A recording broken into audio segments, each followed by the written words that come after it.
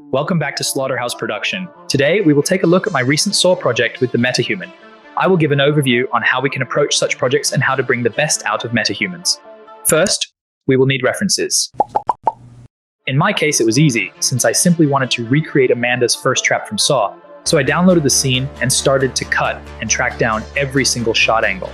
And as you can see, Saw has a ton of them. Once you have every shot, you start to get an idea of the environment and models you will need, such as the lamp, curtains, lights, and more lights. So in our scene, we will need something like an industrial room with a dirty, greedy ambience. So now it's time to head to Sketchfab and Unreal Engine's library for the models we need. And now once you have all your models, it's time! The fun part of the project starts now with environment building. Unfortunately, I didn't record much of this part, but here is still a time lapse of the few things I got.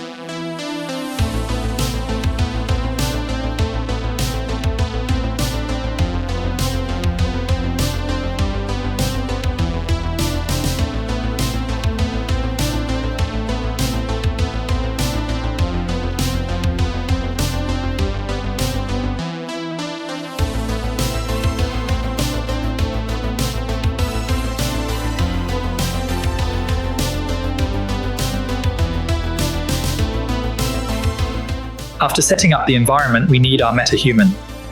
I found a great tutorial where you will get a Metahuman with hyper-realistic textures. Just go to the website 3dscanstore.com and head to the free Metahumans. Download the package and follow the given tutorial. Link is in the description. Check it out. Now you should have your Metahuman with high realistic textures. Now it's time for some tips and tricks. First, you might see black dots in the eyes or eyelashes. To fix this, select your Metahuman, click on the face in the detail panel, and search for ray tracing. Uncheck visible in ray tracing and it should be fixed. Second issue you might encounter are spastic eyelashes. To fix this, select your Metahuman, choose the eyelashes, scroll down to the groom asset and double click it. Search for RBF interpolation and turn off each option one by one, checking each time if it fixes the issue. Be careful, as Unreal might crash with some of these options.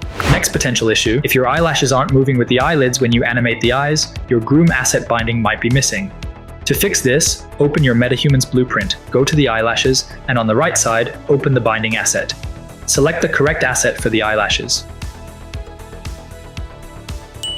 Now my final tip for working with Metahumans is to understand their strengths and weaknesses. One of their biggest strengths is creating emotions through facial animation. However, body animations can still look clunky and awkward. Oh, hell no, man. What the fuck? So focus on close-ups of the face and tell your story with emotions rather than a lot of body action. And now! Now let's talk about animation. You have two options, motion tracking, like Rococo, or keyframe animation. Motion tracking is quick, but less flexible. Keyframes take longer, but allow for better adjustments. I used CASCADEUR for this project because it's easy to learn and free. Use the Unreal Engine 5 mannequin in the presets and animate with the auto-posing tool. Now this process will probably take you a while, so here is a quick time-lapse of my workflow.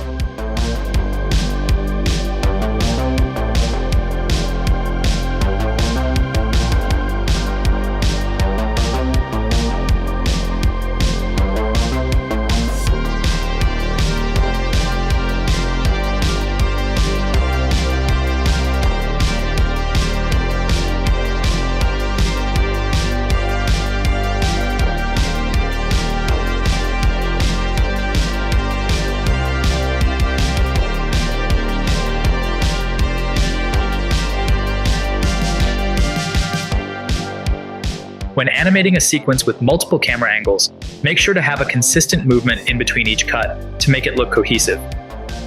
Last but not least, when finished with the animation, we need to retarget the animation to our Metahuman in Unreal.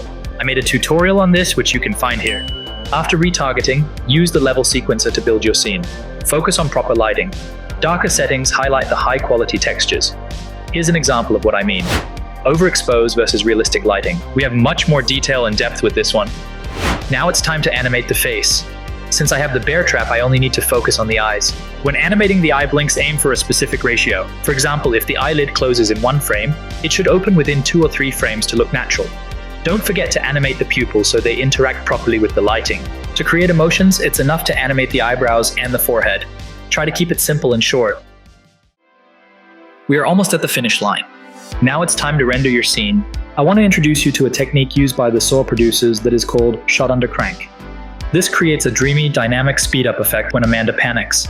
To achieve this, render the scene at 6 to 12 frames per second. Then play it back at 24 frames per second. For some scenes like the opening, I had to render parts at both 12 and at 24 frames per second and then cut them together. Just remember, the lower the frame rate, the blurrier and less cinematic the frames will look, so don't overuse it. For the rest of the rendering part, use a PNG sequence with specific anti-aliasing and control settings. These details are in the description.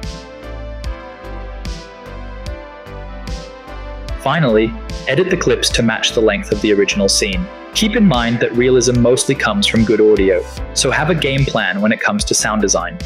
I had to reuse the original audio, but faced many challenges because of it. But nevertheless, we are finally at the point where we can enjoy the fruits of the process. So let's take a look at my final product. I woke up. All I could taste was blood and metal.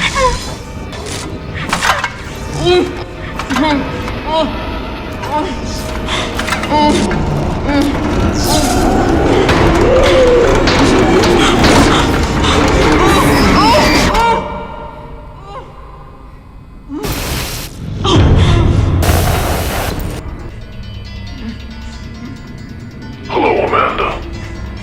I want to play a game. The device you're wearing is hooked into your upper and lower jaws. When the timer in the back goes off, your mouth will be permanently ripped open. There is only one key to open the device. I am going to give you a hint as to where I've hidden the key, so listen carefully. The hint is this. It's right before your eyes. Live or die. Make your choice.